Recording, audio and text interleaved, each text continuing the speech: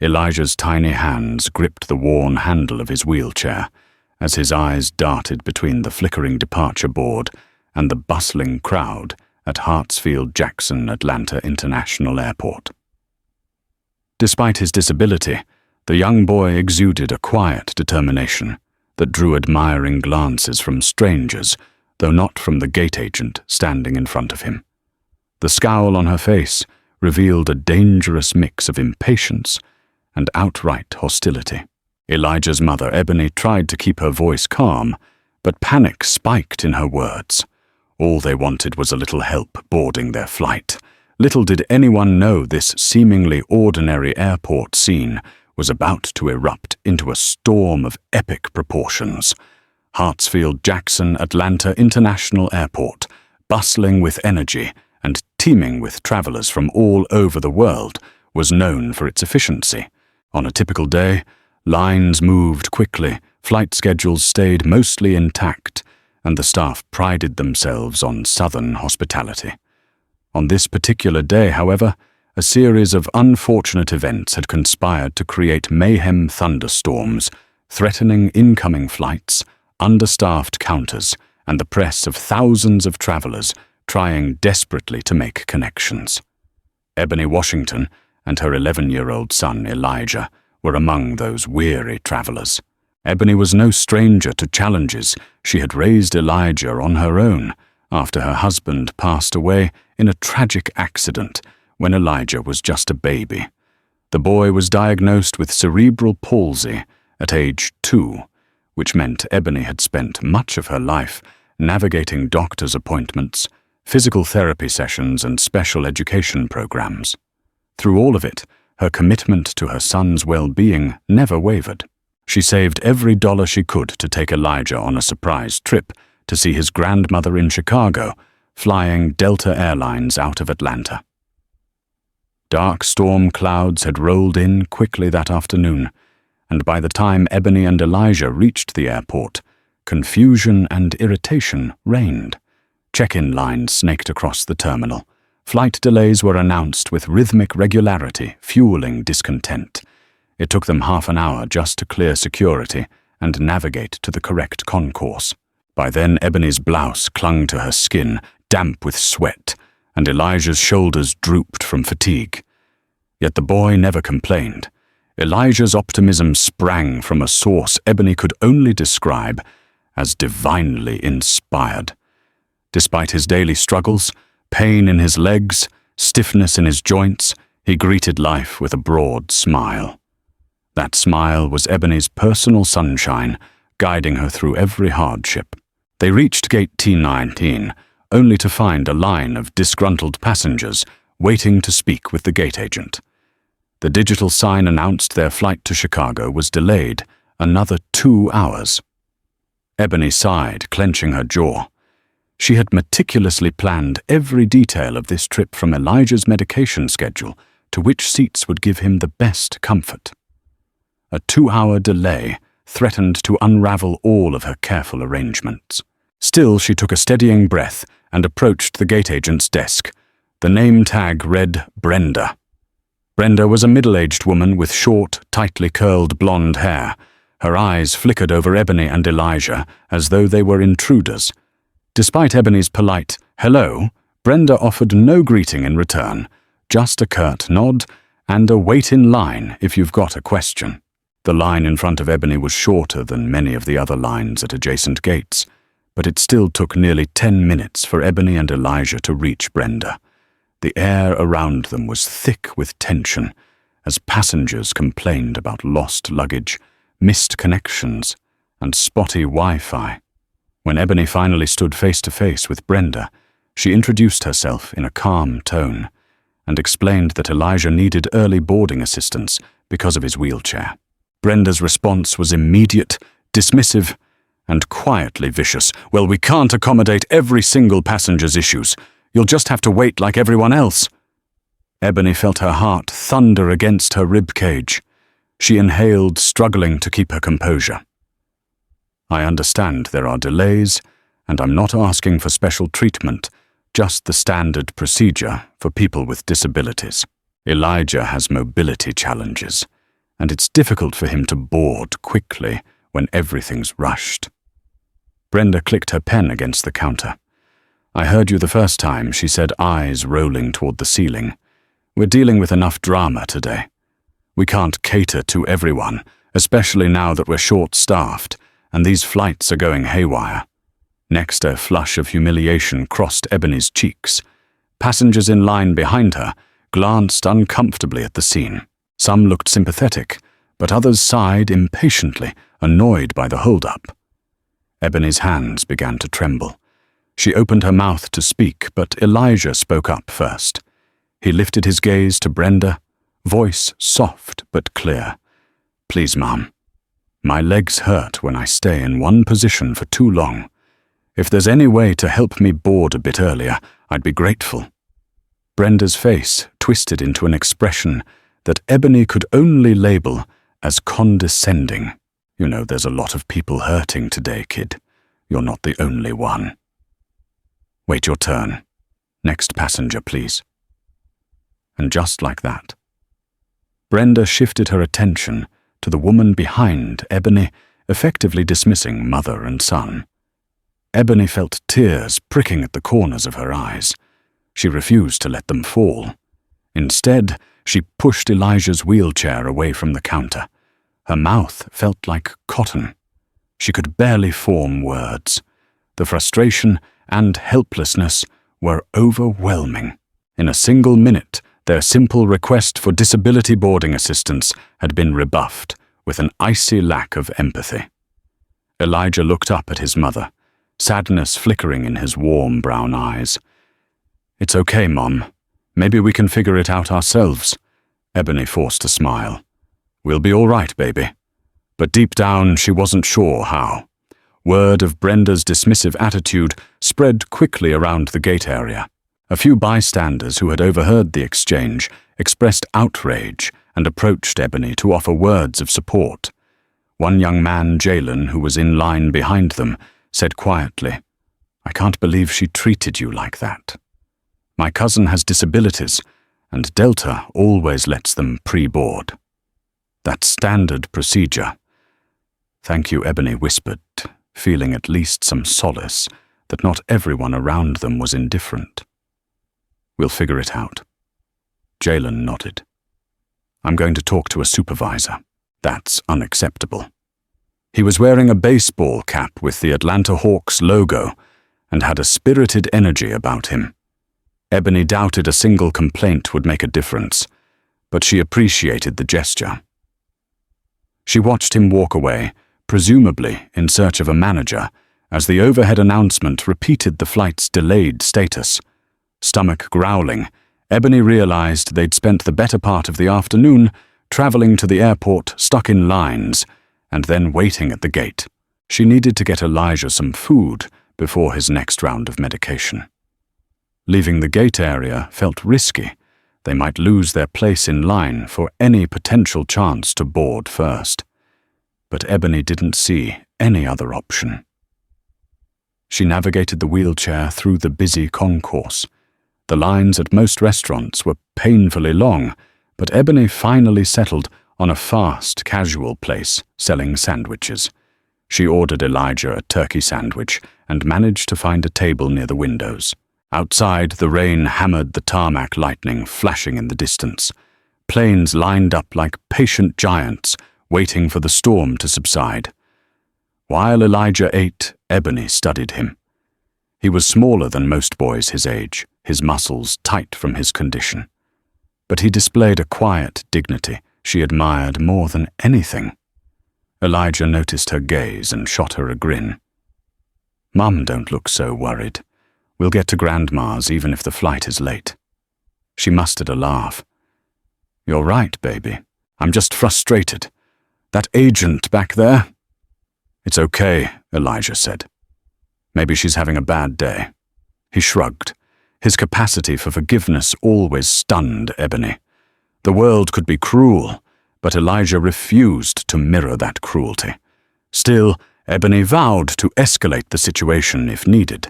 Her child deserved the same courtesy any other passenger would receive. They returned to the gate area after eating, only to find that the waiting area was more crowded than before. 2 flights had merged at adjacent gates due to staff shortages, and the overhead speakers droned with announcements about more weather-related delays. Babies cried, couples quarreled, suitcases blocked walkways, and the overall environment felt suffocating. Elijah's wheelchair was not small, and navigating through the throng was a challenge. Ebony accidentally bumped someone's bag. She apologized profusely, but the woman scowled and muttered something under her breath about inconsiderate people. Ebony pressed her lips together in anger, resisting the urge to retort.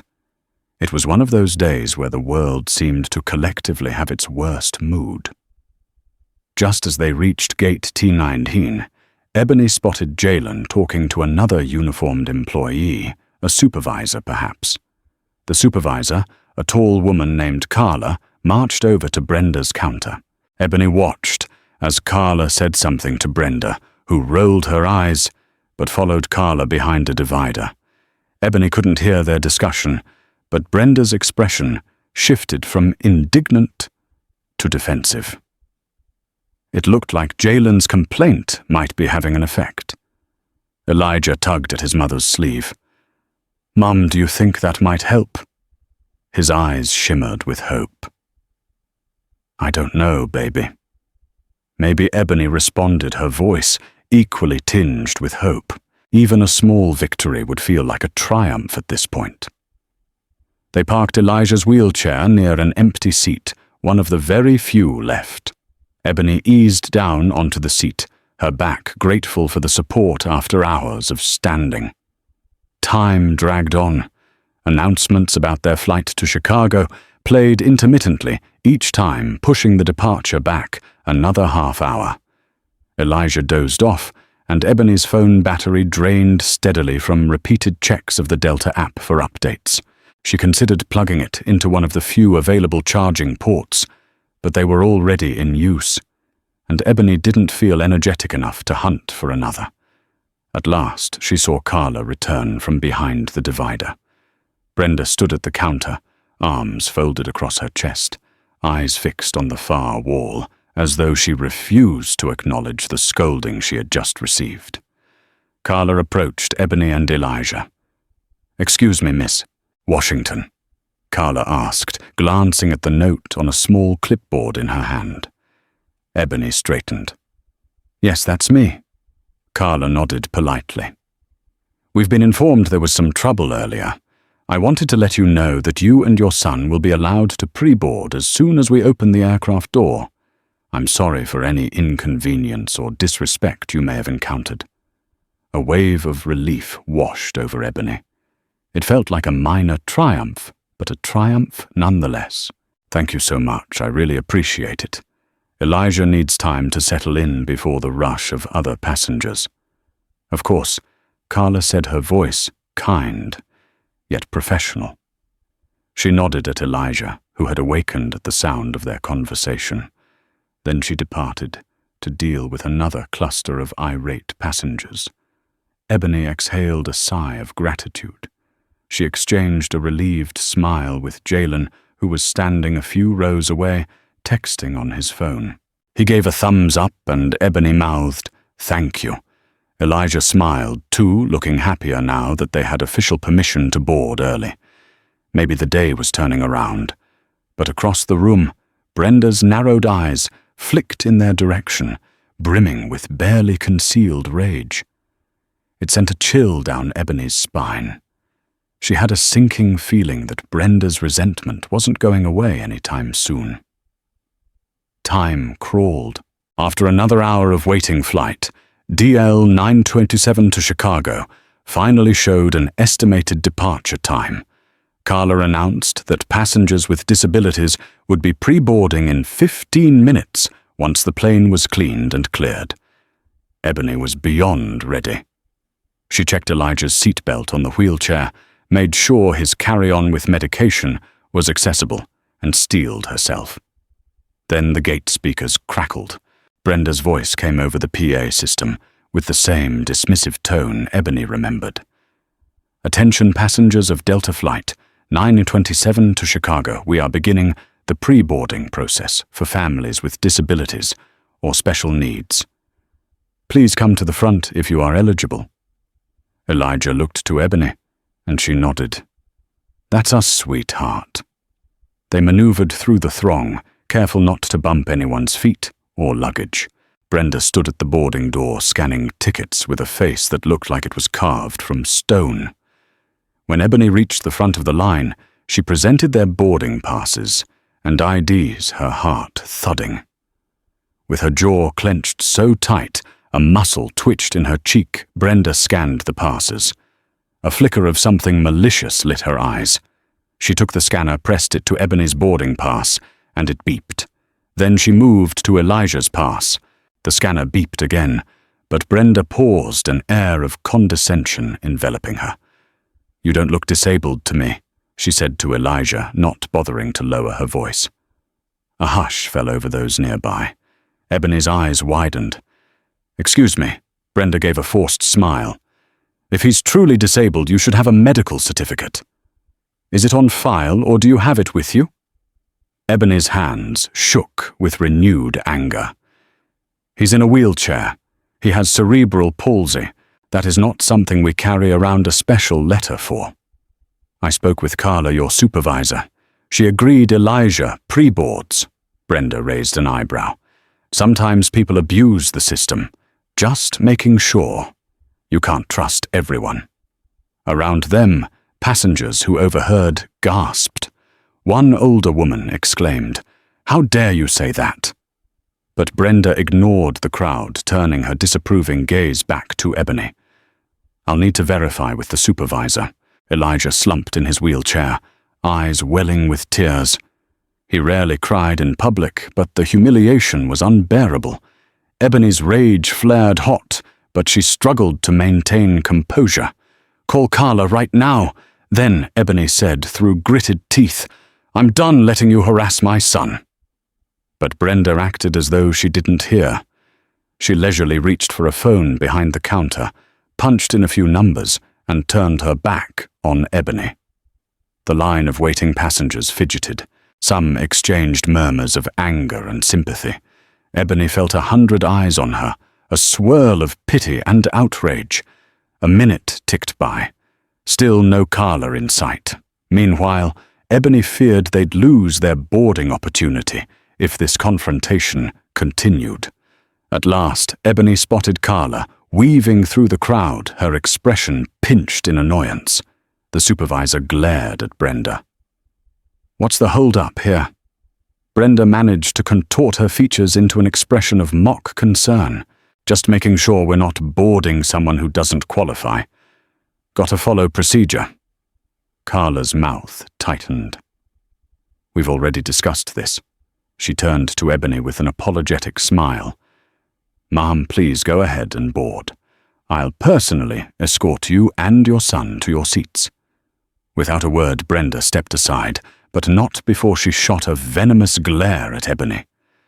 Ebony pushed Elijah toward the jetway. Carla walked beside them.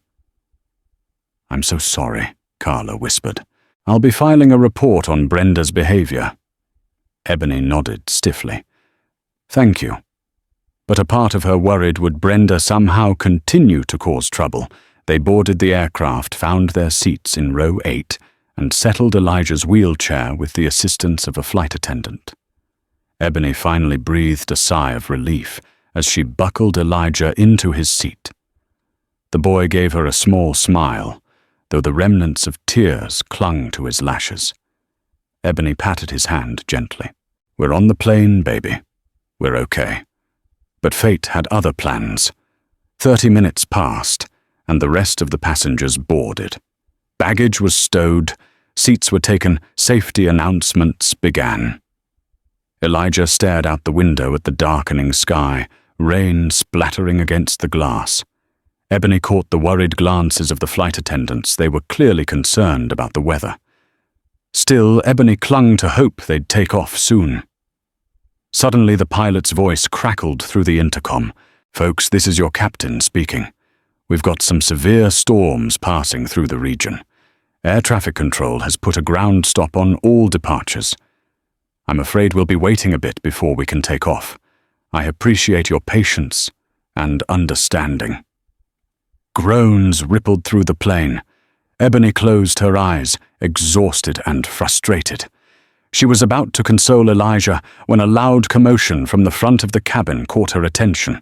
Then she heard the voice that made her stomach churn Brenda's. Somehow the gate agent had stepped onto the plane to confront Carla, right in the aisle, ignoring the presence of passengers.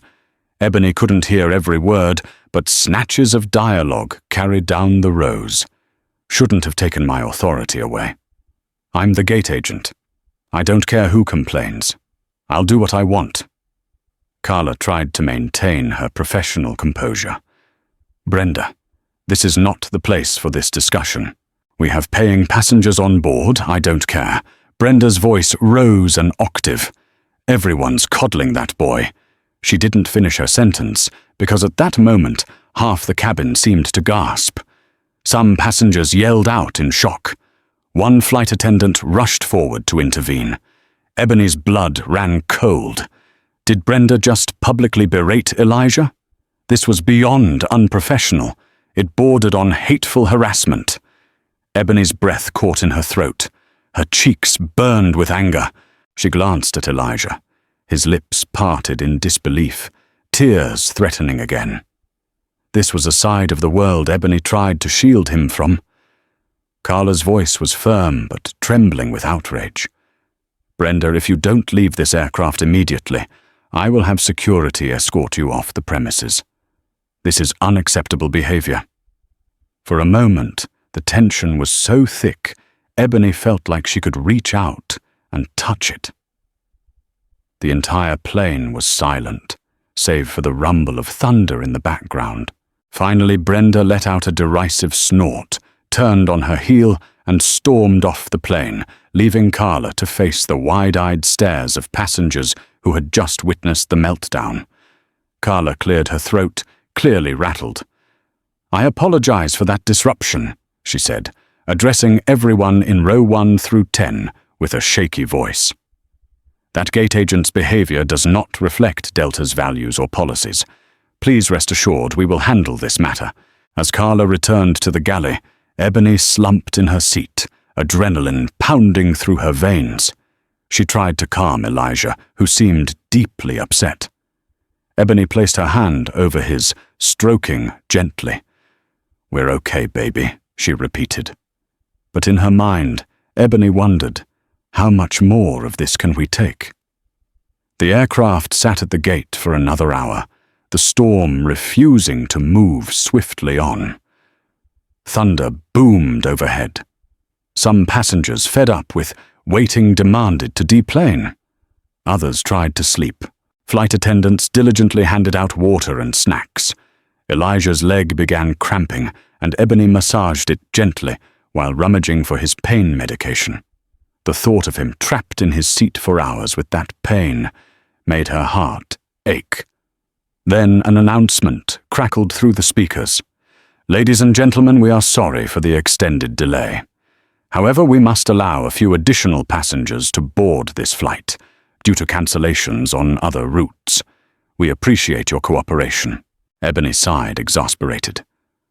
More people on an already delayed flight. She pictured another wave of chaos, but it was out of her hands. She could only hope they'd take off soon. A few minutes later, the cabin door opened again. A pair of well-dressed individuals stepped onto the plane, one a tall, lean man in a crisp navy suit, the other a woman with a professional chignon and sharp eyes that surveyed the aircraft quickly.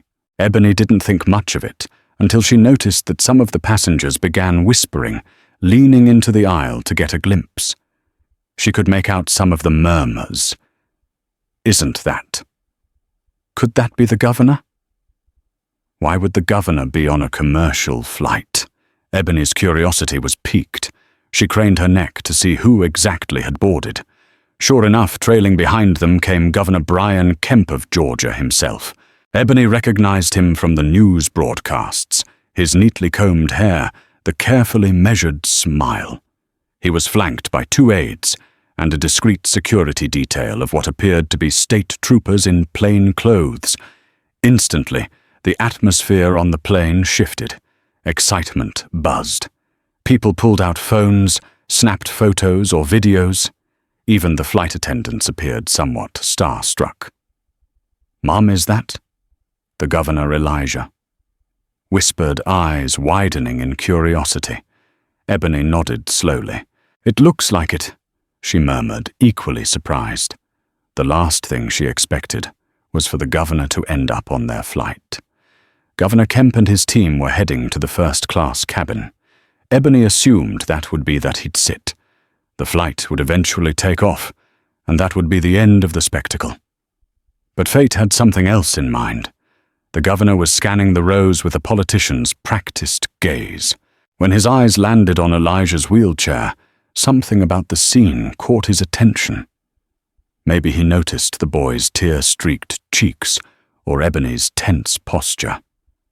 He paused, whispered something to an aide, and then unbelievably started making his way down the aisle toward Ebony's row. Passengers gawked. Some tried to capture the moment on camera. Others just watched, stunned.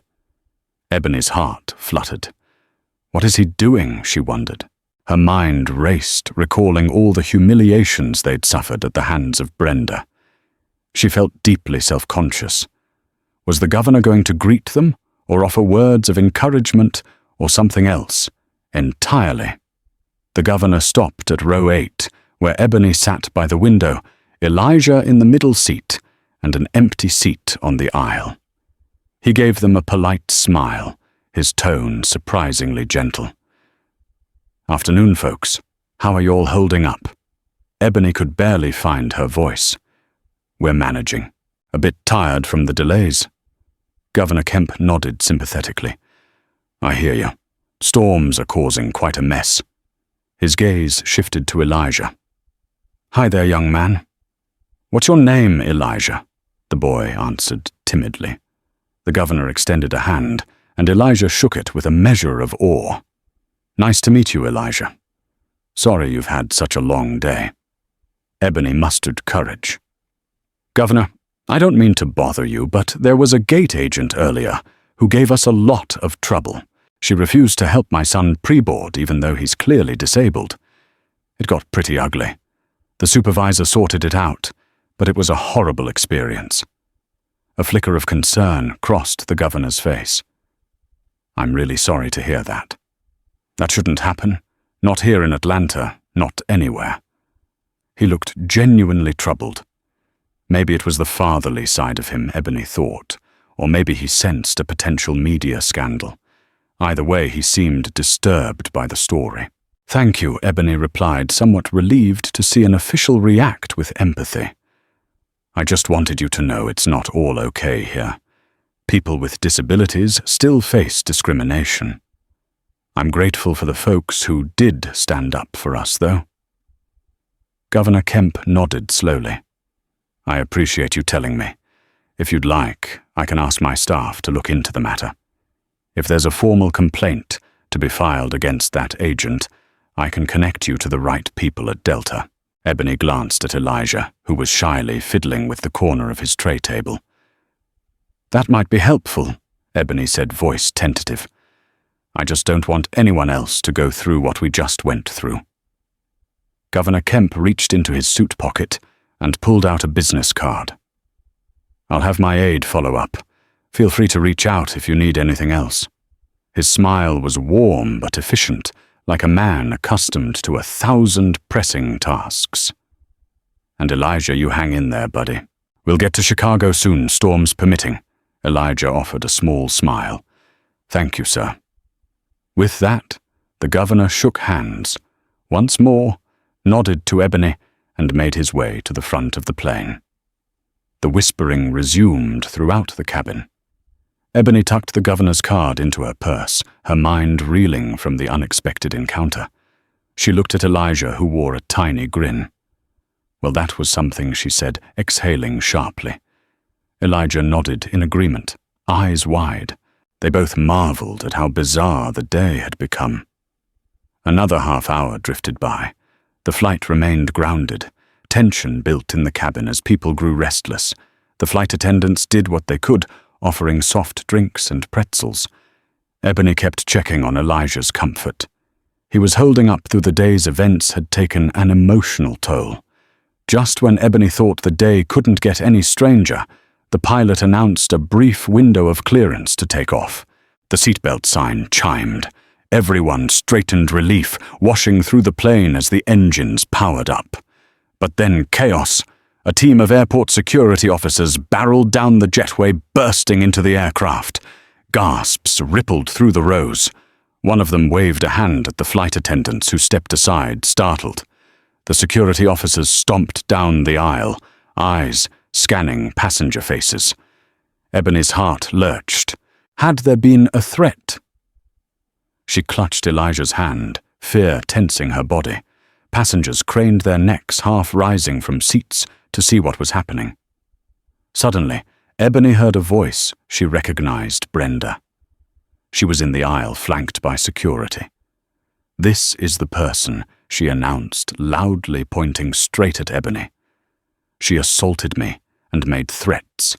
I want her removed from the plane." A collective gasp echoed. Passengers blinked in confusion, many shaking their heads in disbelief. Ebony's jaw dropped.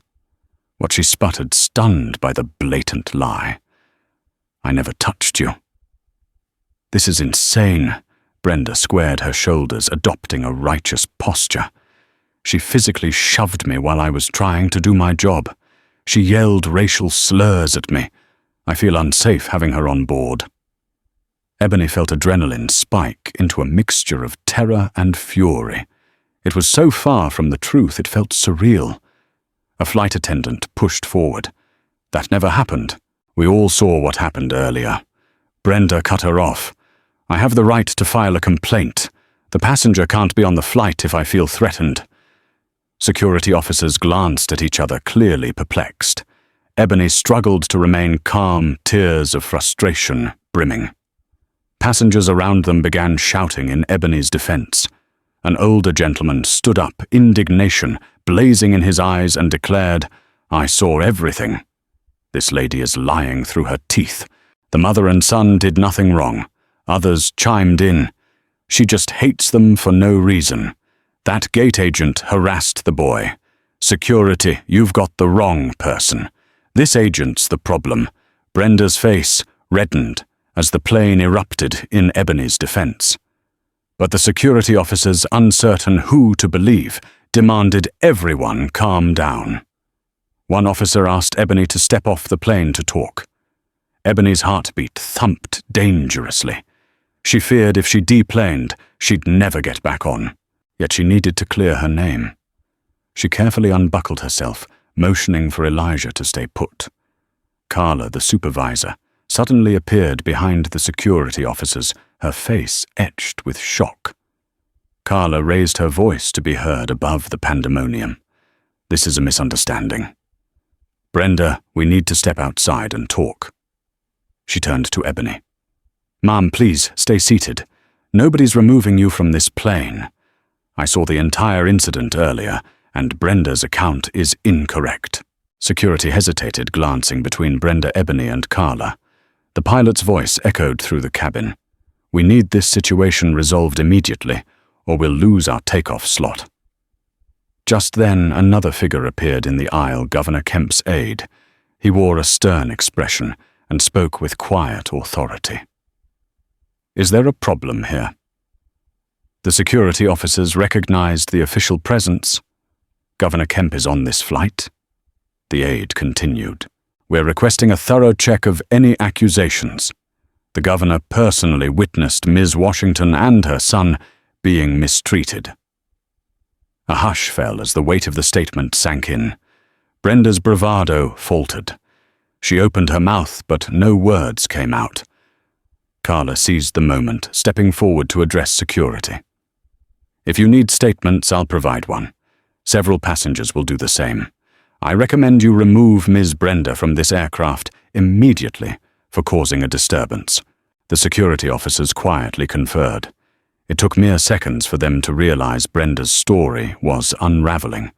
The presence of a high-ranking official, a governor no less, made them wary of being used in a false claim. Finally, the lead officer said, "Ma'am," addressing Brenda, "we need you to leave the aircraft to discuss this further."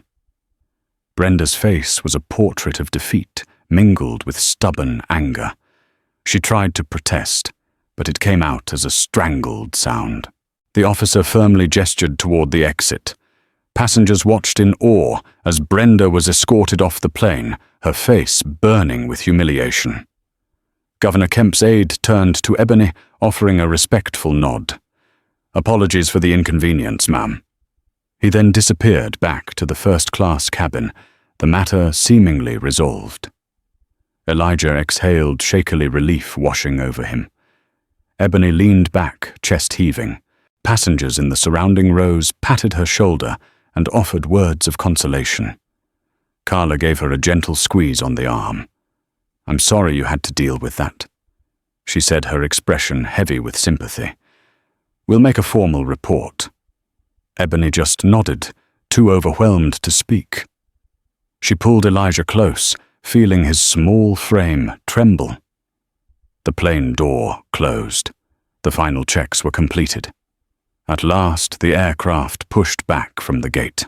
During the ascent, lightning occasionally illuminated the cabin's windows. Turbulence rocked the aircraft as they rose above the storm. Elijah gripped Ebony's hand, and she whispered comforting words, trying to steady her own nerves as well. Once the seatbelt sign was turned off, Ebony and Elijah let out a mutual breath of relief. Cabin lights dimmed.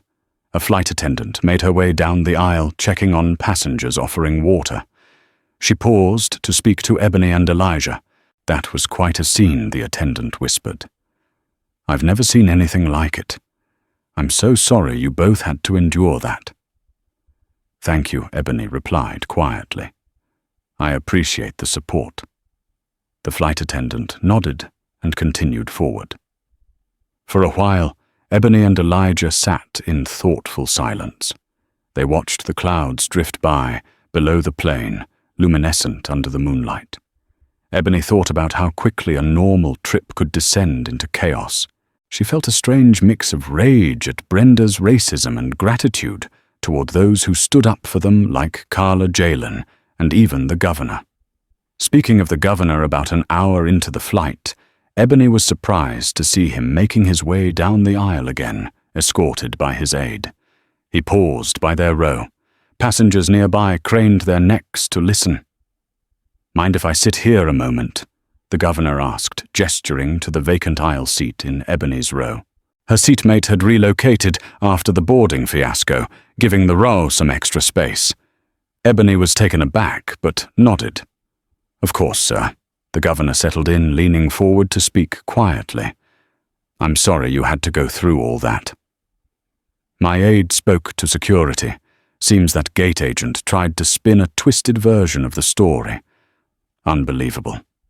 He sighed. "But I want you to know, Ms. Washington, I've already told my staff to contact Delta about this. They'll investigate. I'm confident that agent will face consequences." Ebony's shoulders relaxed, a small wave of relief washing over her. "Thank you, Governor. It means a lot to hear you say that. Elijah and we just wanted a simple flight to Chicago to visit my mother." The governor gave Elijah a kind look. "I can't imagine how tough it's been for you, son. But I can see you're a strong kid." Elijah offered a small smile in return. For a moment, Ebony hesitated, then spoke up, her voice trembling with the weight of her emotions. "Sir, I'm grateful for the help. I also hope this leads to broader change. This isn't the first time we've faced discrimination because my son is black and disabled.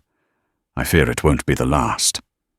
Governor Kemp's eyes flickered with an expression that might have been regret or empathy. "I understand," he said quietly. "No one should have to go through that. I've got my own share of policy disagreements with folks, But when it comes to basic decency and equal rights, there shouldn't be debate. I can't promise miracles, but I'm committed to making sure incidents like this are taken seriously. Elijah piped up with surprising directness. Can you make people be nice? His question was innocent, but it carried a child's sincere hope that authority figures could fix injustices. The governor smiled ruefully. I wish it were that simple, Elijah. Laws can help protect people's rights. But kindness, that has to come from the heart. For a brief moment, the row was silent. Ebony felt tears threaten to return, but this time for a different reason, a feeling that perhaps they had at least been heard. Well, Governor Kemp finally said, rising from the seat, I'll let you two rest. We've still got another hour or so before we land. If you need anything, let the flight attendants know, and they'll notify me. Safe travels. He shook Elijah's hand one last time and gave Ebony a polite nod before making his way back to first class. Ebony stared after him, a swirl of gratitude and exhaustion filling her chest. Miraculously, the rest of the flight was uneventful, aside from some mild turbulence.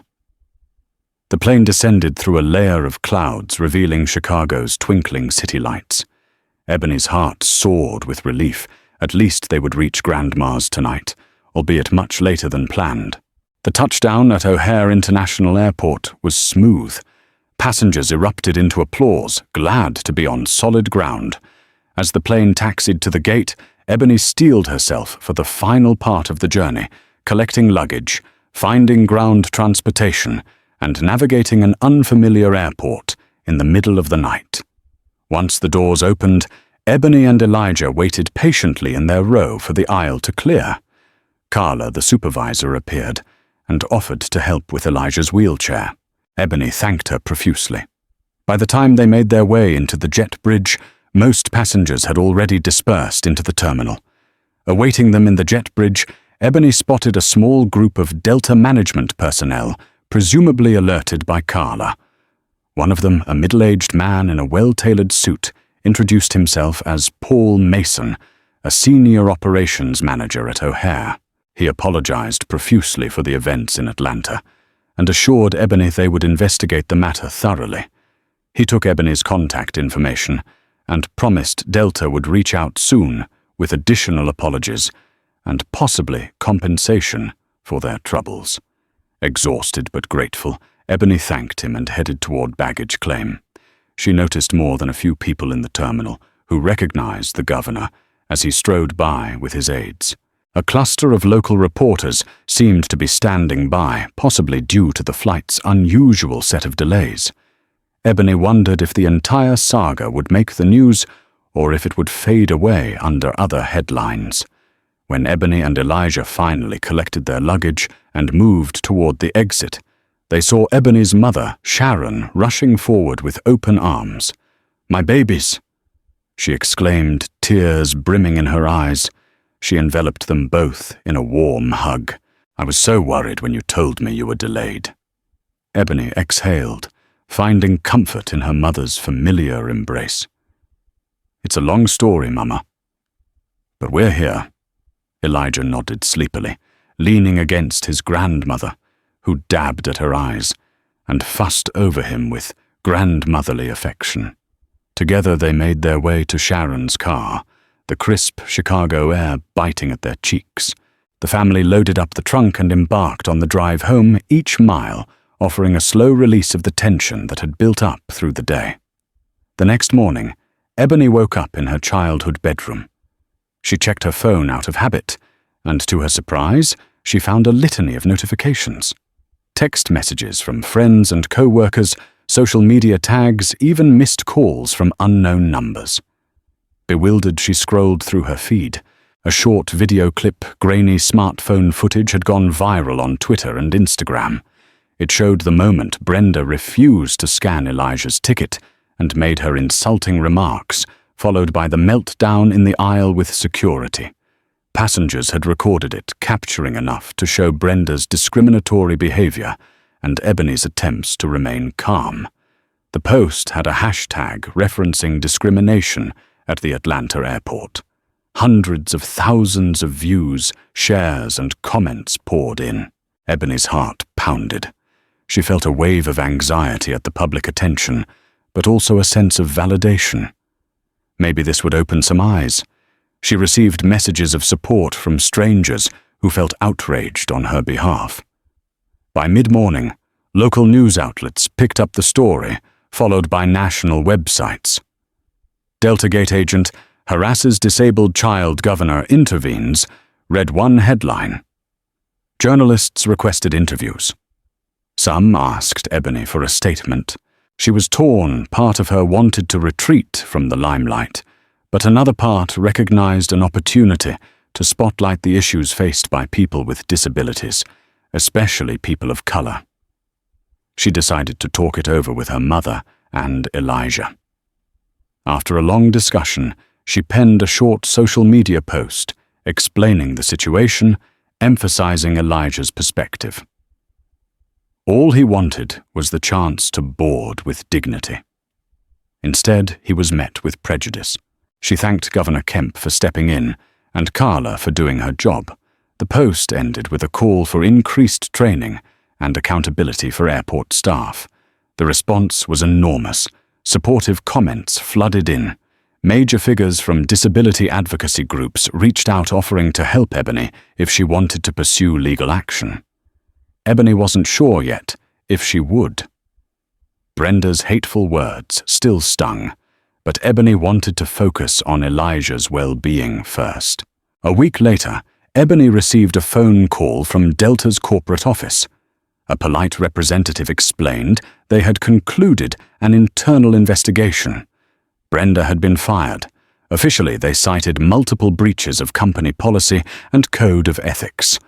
Ebony was also told that because of the seriousness of the incident, Delta planned to donate to a disability rights organization and implement additional sensitivity training for gate agents at major airports. The representative offered Ebony and Elijah a formal apology and free round-trip tickets for any future flight. "We can't undo what happened," the representative said softly, "but we hope this can be a step toward making things right." Ebony accepted the apology, though she made it clear that true change would require ongoing effort. She also heard through various channels rumors, social media chatter, that Brenda had tried to fight her termination with claims of reverse discrimination and personal bias. But her efforts went nowhere.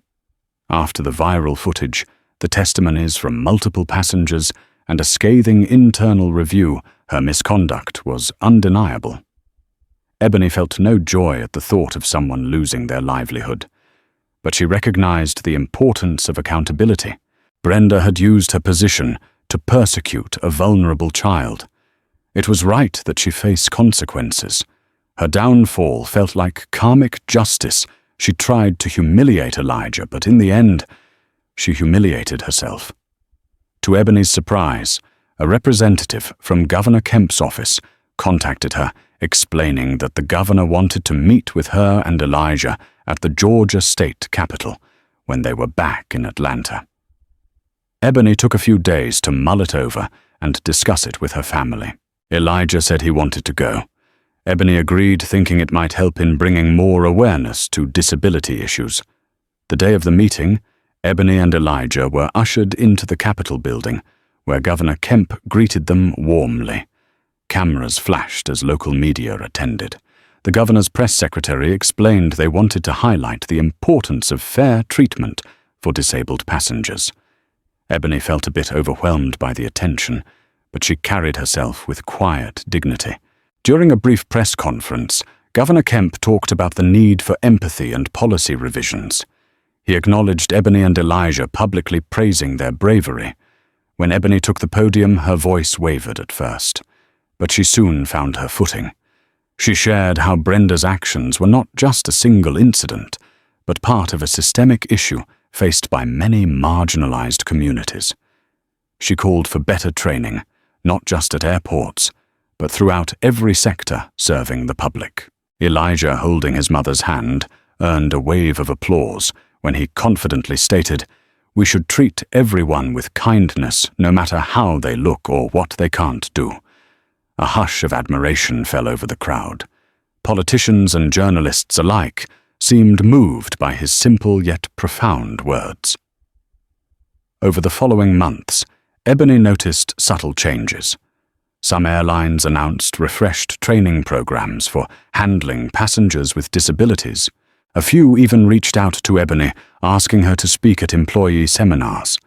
She accepted on a limited basis, sharing her story in hopes of inspiring better care for all travelers. Delta invited Ebony and Elijah to help review accessibility features they were rolling out at several major hubs. Ebony was initially skeptical, were they just using her for publicity? But the meetings felt genuine. She saw them actively implementing suggestions like easier wheelchair assistance procedures and staff training on inclusive communication. Back at Elijah's school in Atlanta, the story of their airport ordeal made him somewhat of a local hero. Classmates asked about meeting the governor, and teachers used the incident as a springboard to discuss discrimination and empathy. Elijah was shy about the spotlight, but Ebony felt a sense of pride seeing him become an advocate in his own quiet way. Life returned to a semblance of normalcy. Ebony resumed her job caring for Elijah's needs day to day, yet they both carried forward a new sense of confidence. They had faced ugliness, but also discovered allies in unexpected places. Whether it was Jalen speaking up, Carla stepping in, or the governor himself, good people had rallied around them. On a warm spring afternoon, Ebony and Elijah returned to Hartsfield-Jackson Atlanta International Airport for a short flight to visit a friend in Dallas. A new gate agent, much younger, wearing a friendly smile, approached them. "Ma'am, can I help you pre-board? We have a ramp set up for wheelchairs, and I'll make sure you're comfortable before anyone else boards." Ebony smiled, heart lightened by this simple act of decency. "Thank you," she said, pressing a hand to her chest in gratitude. Elijah beamed. It was a small victory, yet a significant one. In that moment, Ebony realized something powerful. Yes, the world could be unkind. Yes, prejudice and injustice still existed. But with each act of resistance and each stand against discrimination, hearts could change one airport gate at a time. Ebony and Elijah's story reminds us that even in the darkest moments of discrimination, empathy can prevail when good people decide to stand up and speak out. It's a testament to how one person's cruelty can trigger a powerful chain reaction, drawing in community members, airline staff, and even top government officials to demand accountability and compassion.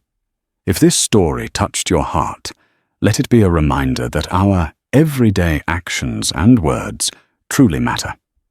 A small act of kindness can make a world of difference for someone in need. Thank you so much for watching. If you believe in spreading messages of hope, empathy, and justice, please like this video, share it with your friends, and subscribe to the channel. Together, we can shine a brighter light on stories that deserve to be heard and make the world a kinder, more inclusive place, one story at a time.